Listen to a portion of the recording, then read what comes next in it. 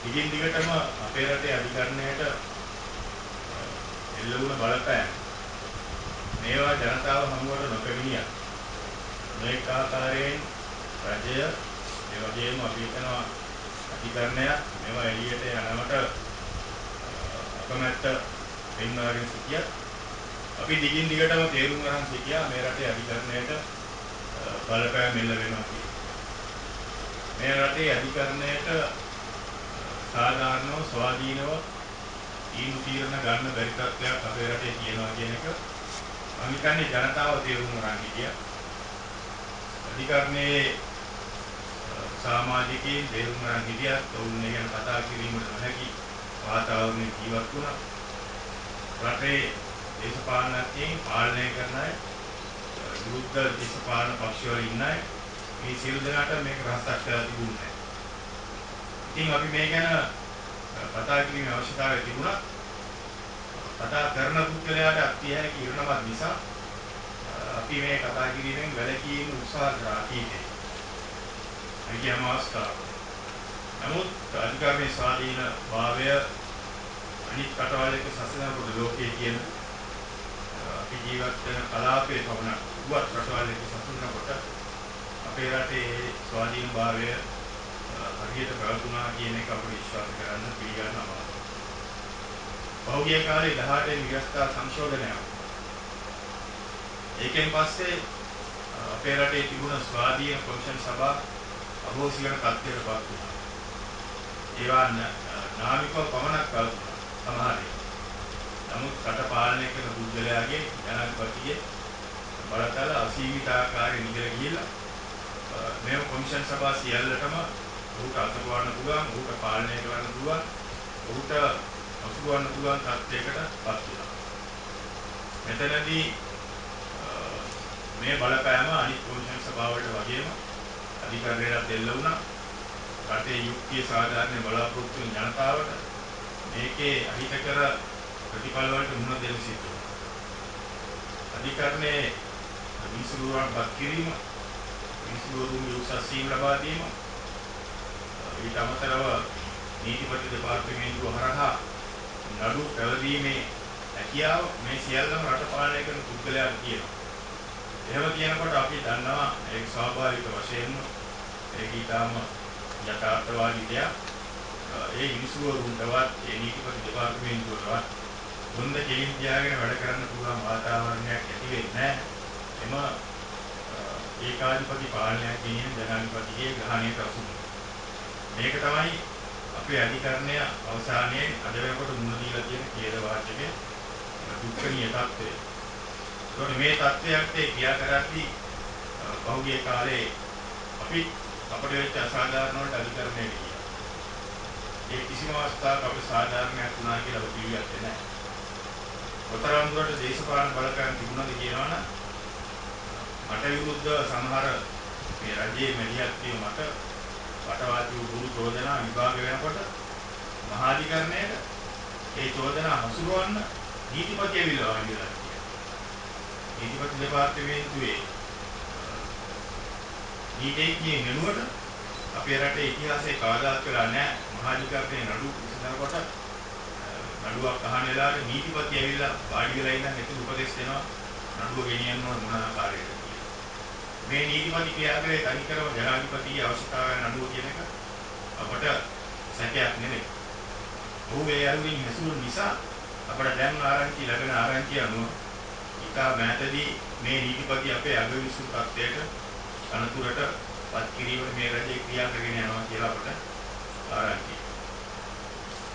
එතකොට පහුගිය කාලේ අපි දන්නවා දිවිනගුම පනත මත ඇති වුණ මතවේදයක් නිසා අධිකරණයේ දුන්නම තීන්දුවක් නිසා මේ රට පාලනය කරන පුද්ගලයා සහ රජය ඉතාම ක්‍රෝධයෙන් කුලප්පු වෙලා අධිකරණ සේවා කොමිසමේ පරිගැනීමේ තත්ත්වයට පත් වුණා. ඒ තීන්දුව රජයට වාසිදායක ආකාරයෙන් නුදුන නිසා රටේ අගවිනිසුරුවරියත් සමග රජය එක් තමනාපයකට පත් වුණා. දැන් මේ ක්‍රියාදාමයේ දිගින් දිගටම කරගෙන යනවා මේ රජය අගවිනිසුරුවරියකින් පරිගැනීමට ඇයට පහර දී අසරණ කිරීමට ඒ ධර්ම නිලයෙන් පහත හැරීමට නිර්පාය හැරීමට මේ රජය ඉතාම දැඩි අධිෂ්ඨානකින් ක්‍රියා කරනවා. මේ ක්‍රියාදාමයේ කොටසක් හැටියට තමයි පහුගිය දවස්වල අපි දැක්කා අගවිනි සිරුවරියට පාර්ලිමේන්තු වරප්‍රසාද පාවිච්චි කරමින් අපහාස කරා. අධිකරණ සේවා කොමිසමේ සභාපතිට සමාවන් ලේකම්ට මහා දවල් නරේන් යොදලා ඉතාම ලැජ්ජාශීලී අන්දමින් පහර දුන්නා. මේ ප්‍රහාරයට එල්ලුණා. ඒ ප්‍රහාරයට එල්ලුණාම අද වෙනකම් ඒක ගැන කිසිම කෙනෙකුට විරුද්ධව චෝදනා එල්ල වෙලා නැහැ. මේ රටේ ඊට වඩා අපරාධ සිද්ධ වෙලා තියෙනවා. ඉතාම පරීක්ෂණ ප්‍රවෘත්තිවල දුෂ්කර ආකාරය අපරාධ. නමුත් අපේ රටේ පොලිසිය වෙනත් පොලිසියේ තියෙන නොයෙක් අංශයන් ක්‍රියාකාරී වෙලා ඒවා විරුද්ධව ක්‍රියා කරා. නමුත් මේ නීති අධිකරණ සේවා කොමිසමේ ලේකම්ට පහර දුන්නාන් පස්සේ ඒ ඔක්කොම කාරණා පොලිසිය අධ්‍යයනයන් කිසිම හෝඩුවක් අස්වාගෙන නැහැ. නමුත් රජයේ මැතිවරු රජය පාලනය කරන පුද්ගලයාගේ ආශිර්වාද ඇතුව ඒක අපිට 100% විශ්වාසයි. රජයේ මැතිවරු ඉතාම වියගුරු ප්‍රකාශ කරමින් අධිකරණ සේවා කොමිසමේ ලේකම්ට චෝදනා කරනවා. ඉංග්‍රීසි එල්ල කරනවා. ඔහු ගුටි කෑවේ අර මීට කලින් මොනෙක් අය ගුටි කෑවා වගේ ඔහුගේ වරද නිසා ඔහු ගුටි කෑවා කියන තත්ත්වයට මේ රජය අවලාද යොමු කරනවා. නමුත් ඒ ලේකම්ට සාධාරණයක් කරලා ඒ ලේකම්ට එල්ල කර ප්‍රහාරය මම හිතනවා සම්පූර්ණ අධිකරණ සේවා කොමිසමට එල්ල කළ ප්‍රහාරයක්. අගවිනි සිරුවරියට එල්ල කළ ප්‍රහාරයක්. අපේ රටේ අධිකරණයේ ස්වාධීනපත්‍යයට එල්ල කළ ප්‍රහාරයක පළවෙනි පියවර හැටියට අපි ඒක දකිනවා. දැන් මේ තත්ත්වයේ දිගින් ගිහිල්ලා අද වෙනකොට ඉතාම කේන්ද්‍රාංග තත්ත්වයක් අපේ රටේ අධිකරණයේ ශීර්ෂය එහෙම නැත්නම් උත්තම උසස්ම ස්ථානයේ රජවෙන අධිකරණයේ සංකේත අගවිනි සිටුමියට ප්‍රහාර එල්ල කිරීමට පලි ගැනීමට පටන් අරන් තියෙනවා.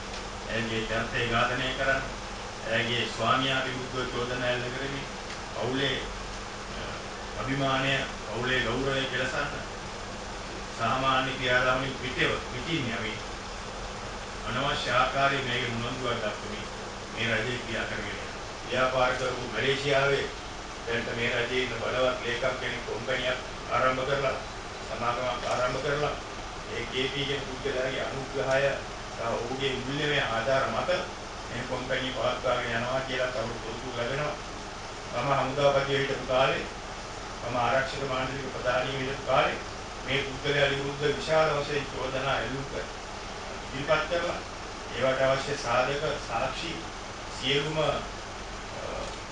ඔත්තු අංශ අපේ රටේ තියෙන බුද්ධි අංශ මනින් සපයලා තිබුණ ඇති වෙනකම් මේ සාක්ෂි සහ සාධක හොඳට මේ පුද්ගලයා විරුද්ධව ක්‍රියා කරනවා. නමුත් මේ රජය රාෂ්ට්‍රවාදය පවත්වාගෙන යන ක්‍රියාවේ පුද්ගලයා රාෂ්ට්‍රවාදීගේ නායකයා වූ ප්‍රභාකර නියගිය පසු ඒ රාෂ්ට්‍රවාදී සංවිධානයේ නායකයා ලෙස පත් කළා. ඒක නැවතත් ගොඩනගා ගන්න උත්සාහ කරපු පුද්ගලයා අද ආරක්ෂා කරමින් ඔහු විරුද්ධව කිසිම නීතිමය පියවරක් නොගෙන ඔහු ආරක්ෂා කිරීමට ක්‍රියා කරන අතරේ අපේ රටේ අගවිනි සිරුවරියට විරුද්ධව චෝදනා එල්ල කරමින් ඇයගේ අභිමානය සහ බල පරාක්‍රම විනාශ කිරීමට ක්‍රියා කරනවා. හොඳ වෙලාවට අපි හිතනවා අපි අද විනාශ වුණ මේ රටේ රණවීර වර්ණති විනාශ වුණ ප්‍රභාකරන් ත්‍රස්තවාදී ජීවත් වුණේ නැහැ. ජීවත් වුණා නම් පරිලාරි අත්දැකීමකට වුණා නම් අද ඔහු මේ රට පාලනය කරන පුද්ගලයාගේ ඔඩොක්කු ඉඳගෙන අනිවාර්යයෙන්ම ජීවිතයක් කළා බලවත්ව තුර්ණගෙනින් පාලනය කරමින් අපේ රණවීරයන් ලවා ආචාර සමාචාර පවත්වා ගනිමින් මේ රටේ යම් ප්‍රදේශයක් පාලනය කරන පුද්ගලයෙක් වඩපත් වෙනවා. එවනම් මේ රටේ මේ කටකිරීම කරපු අගවිනි සිටුමිය වත් අවුරුදු 30ක් 40ක් රටේ මේ සේවය කළා තියෙනවා. රටේ මේ කටකිරීම කරලා තියෙනවා.